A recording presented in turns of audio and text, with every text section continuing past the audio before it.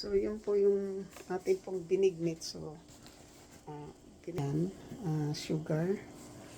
Ito po yung kamuti. Dalawang klaseng kamuti po. Tapos, langka, gabi. Yan po yung ating pong binignit.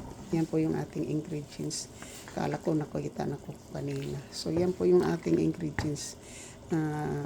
Ano po ito, Pilipinong gabi po yung nakita ko. So, bali dalawa. Tapos, ito po yung sago.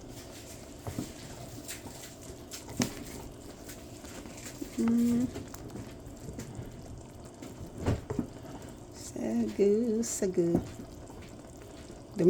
Nidikit na gusto yun eh.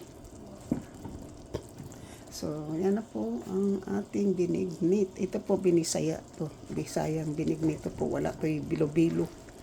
Basta yan ang binignit po. Ayan.